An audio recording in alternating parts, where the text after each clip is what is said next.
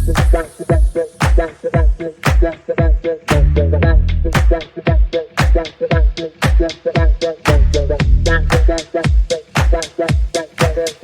right, so we're diving deep today into turning your passion into profit. Making money from your art, yeah. Exactly. We've got 3 great articles to dig into today. How to make money selling art. Then there's a piece on the best strategy for G-Clays. And adapt and sell more art. We're going to extract some golden nuggets from these articles so you can thrive as an artist no matter what the economy is doing. Sounds like a plan. Let's start with G-Clay prints. Those are always a hot topic. Yeah, they are. A lot of artists, I think, worry that if they sell G-Clay prints, it's going to cheapen their originals. That's a common concern. It makes sense on the surface, right? But one of our sources, Paul Dorrell, he's the founder of the Leopold Gallery, he says that actually G-Clays can boost the value of originals if you do it right. It all comes down to strategy. So how does he do it? What's his secret sauce? Well, first of all, he's really picky about which paintings he makes prints of. So it's got to be like the top tier. Absolutely. Top tier only. And then, of course, the photos and the printing have to be top-notch quality as well. Can't skimp on that. Makes sense. And then he limits the edition size, creates that sense of scarcity. Yeah, got to have that exclusivity factor. Exactly. So that all makes sense for the G-Clay itself, but how does that actually boost the value of the original painting? Well, this is where it gets really interesting. Okay. He strategically places these limited edition, high-quality G-Clays in places like corporate collections, institutional collections, think hospitals, offices, high-visibility spots. So more people are seeing the artwork. More people are seeing it, and it kind of builds up that reputation, and the demand starts to rise. Oh, that's really smart. It's like marketing, but with G-Clays. Well, that's a great way to put it. You're not flooding the market with prints. You're strategically placing them to boost the originals. And you had some examples of artists who have actually done this. Yeah. He mentioned Kim Casebier and Alan Shaw. They're landscape painters, and they saw their prices for original paintings skyrocket after doing this G-Clay strategy. Wow. It really works. So the key takeaway here is that G-Clays are not inherently good or bad. It's how you use them. Exactly. It's all about the strategy. We got to be smart about it. And Dorrell really emphasizes, gradual investment, test the market, and don't overprint. Don't overprint. Yeah, I can see that. You don't want people thinking that your G-Clays are just like mass-produced copies. Right. You want to maintain that sense of value. Exactly. This is really helpful, I think, for anyone who's considering G-Clays. Really gives a different perspective. It's definitely something to think about. So speaking of protecting your work, maybe we should talk about insurance. Oh, yeah, that's important. That's not the most exciting topic. No. But it's crucial.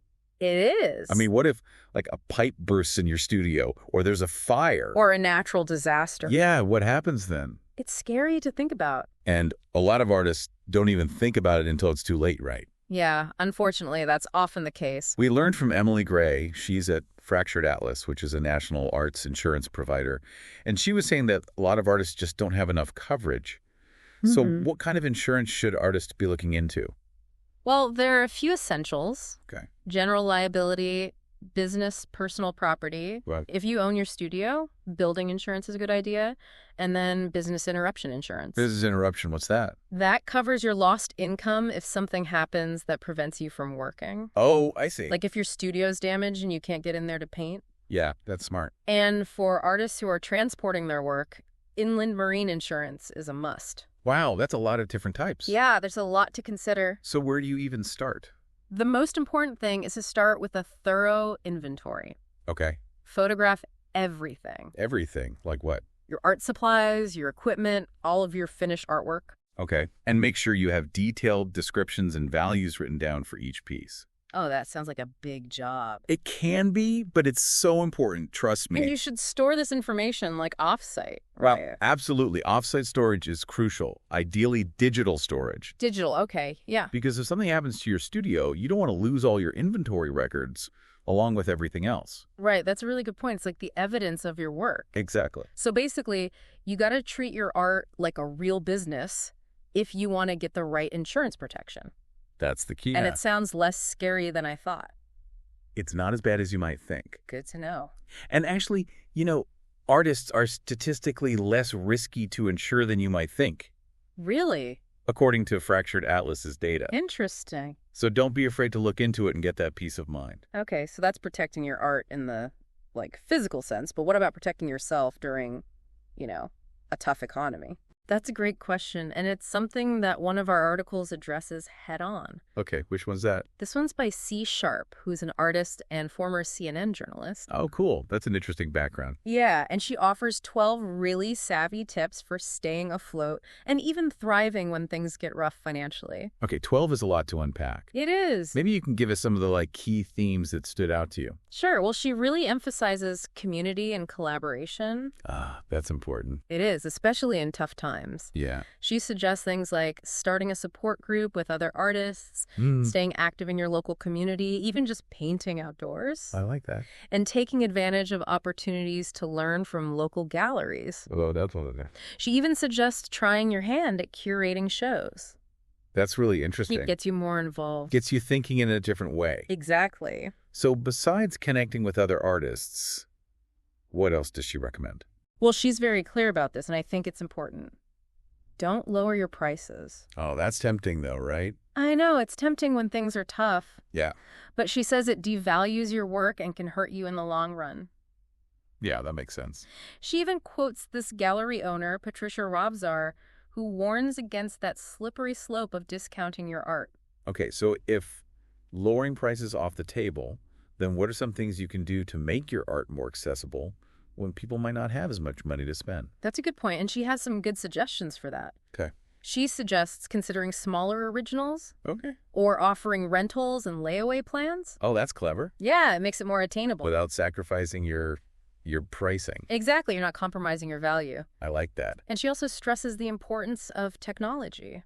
Yes. And really marketing your work strategically. In this day and age, you got to be online, right? Absolutely. She encourages artists to get comfortable with the internet, start a blog, create video demos of their process. Ooh, that's cool, yeah. Build an email list, use email alerts, postcards. About staying top of mind for people, right? Exactly, and meeting them where they are. Did she have any examples of artists who are doing this successfully? Yeah, she talked about this photographer, Rob Tilley, who's had a lot of success with email follow-ups after art fairs. Oh, that's a good idea. Just a simple way to stay connected with those leads. Sure. So it's about being proactive and building relationships. Yeah. And she also encourages artists to think outside the box when it comes to showing and selling their work.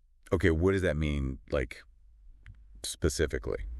Well, it could mean doing commission work. Okay. Starting a studio tour, or even trying less conventional venues like wineries. Wineries? Yeah, or hospitals, business meetings. Wow, those are not places you normally think about seeing art. Right, but it's about expanding your reach, not limiting yourself to that traditional gallery setting. I like that. And she even mentions this portraitist, Jan Lukens, who found a real niche in equestrian commissions. So there are opportunities out there. There are, even when things are tough. You just got to be a little bit creative. Exactly. Be creative and adaptable. Which brings us perfectly to our next article. All about adapting and thriving in the modern art market. Let's talk about adaptation, because that seems key. This article features the insights of Lori McNee, who is a successful artist herself. Okay. And she believes that to thrive in this ever-changing art world, you need to be both creative and business-minded. I love that it's about finding that balance. Exactly. So what are some of her top recommendations? Well, she starts with goal setting. Okay. She says, start with a vision of where you want to be. Okay. Maybe it's being represented by a top gallery in New York, whatever your dream is. Yeah. And then break that down into smaller, more manageable steps. That makes it less overwhelming. Right. It makes it feel more achievable. I like that. And she's also a big advocate for building a strong brand identity. Brand identity, that's important for any business, right? It is, and artists are no exception. Okay.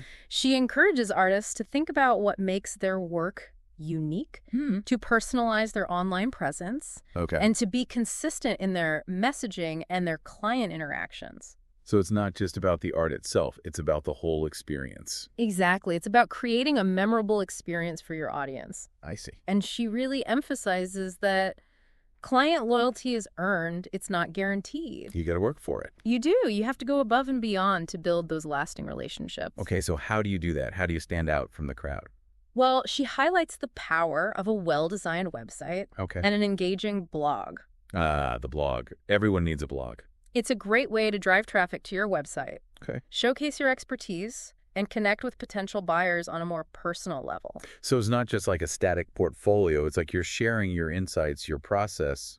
Exactly. And she really stresses the importance of combining online and offline marketing strategies. So not just the internet. Not just the internet, you got to do both. Okay. What are some examples of that? Well, she mentioned newsletters, social media, even mobile marketing techniques. Well, mobile marketing, what's that for artists? Well, she talks about using things like tag readers to connect physical marketing materials like postcards or brochures to online content. Oh, I see. So it's bridging the gap between the physical and digital. Exactly. It's about getting creative and integrating technology into your marketing. I like that. And of course, social media plays a big role. It does. She encourages artists to use platforms like Facebook, Twitter, YouTube to build their brand, network with other artists, engage potential buyers. It sounds like a really holistic approach to marketing. It is. It's about using all the tools at your disposal. And not just being present, but actually being active. Right. Yes, you got to be active on those platforms. Participating in the conversation. Exactly. So what else stood out to you from her recommendations? Well, she's a big proponent of risk-taking and stepping outside of your comfort zone.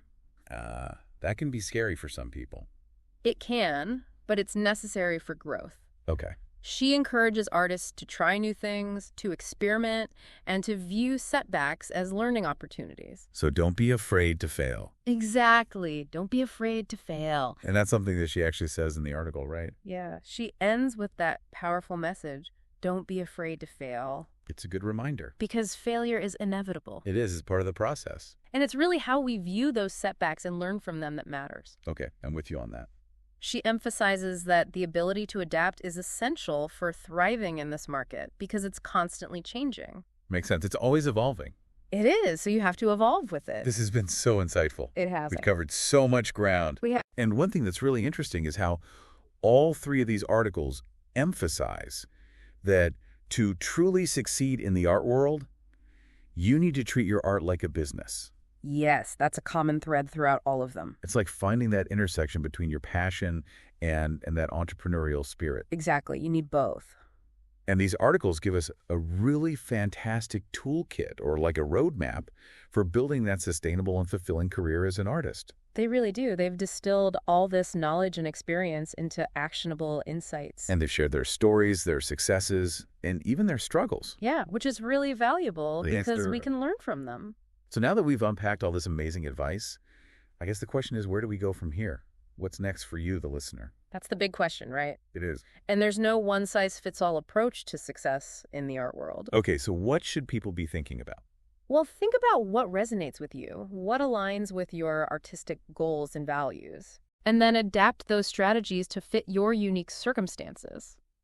So it's not about following every single piece of advice to the letter. No, it's about taking inspiration and making it your own. You got to find your own path. Exactly. And when you combine these practical insights with your own passion, creativity, and determination, that's when the magic happens. That's when it all comes together. You create a career that's not just sustainable, but deeply fulfilling. And that makes all the hard work worth it. It does. All the challenges, the risks. Totally. It's all worth it in the end.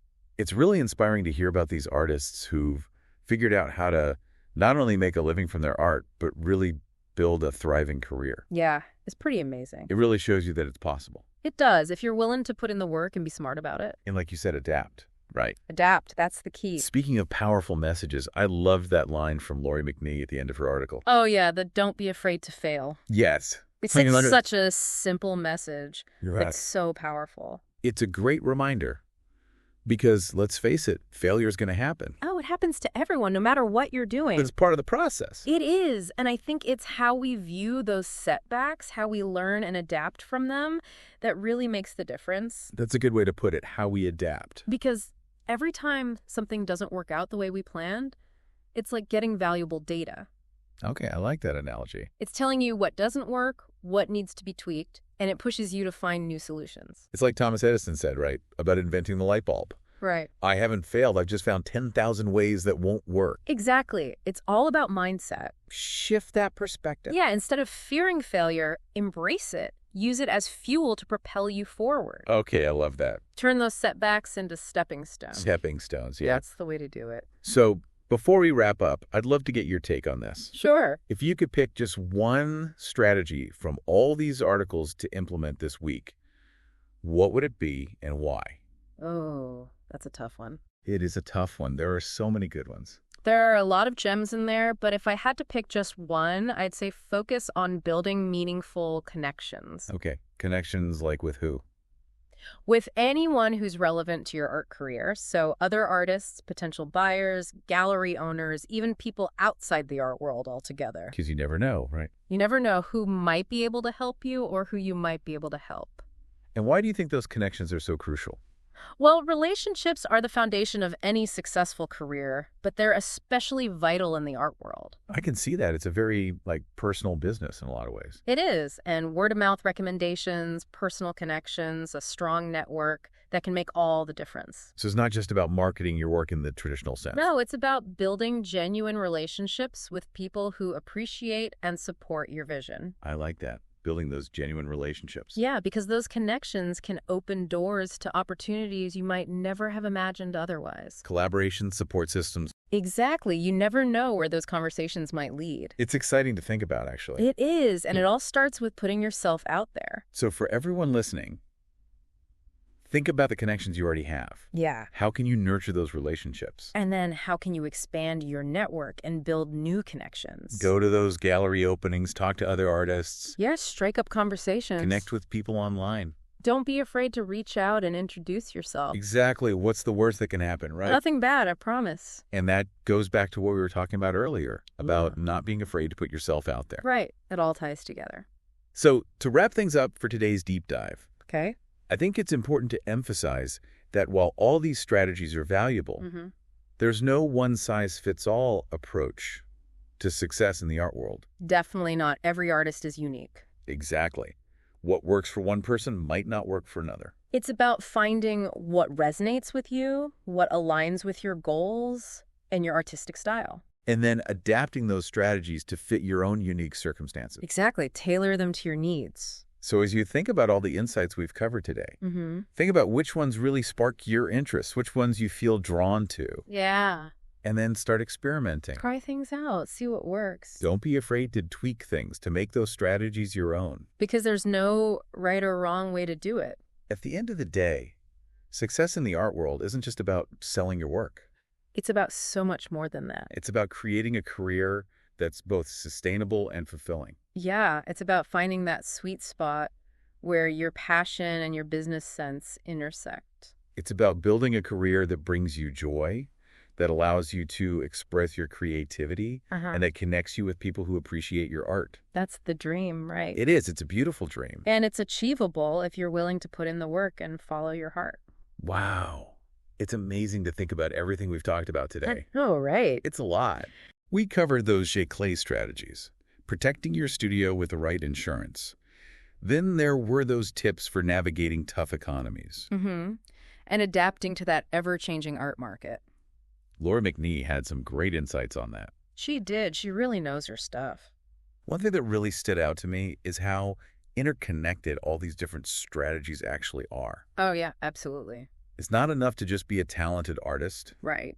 You really need to understand the business side. You gotta wear multiple hats. You do. You have to be able to market your work, build relationships, Take risks. be adaptable. It's a whole package deal. It is, and that's what makes this deep dive so valuable, I think. It gives you that roadmap. Yeah, a roadmap to build a fulfilling and sustainable art career. And I think it's really inspiring to hear how these artists have shared their stories, both the good and the bad. They're so open about their journeys. It's like having a mentor in your pocket. Exactly, guiding you along the way.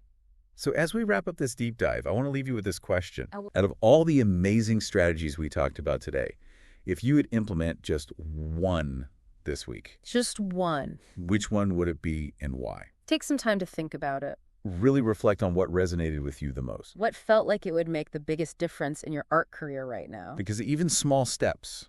can lead to big changes over time. Exactly. So pick one strategy, commit to it, and see where it takes you. And most importantly, have fun with it. Yes, enjoy the process. Embrace those challenges, celebrate those wins, and never stop learning and growing as an artist. The world needs your unique voice, your vision, your art.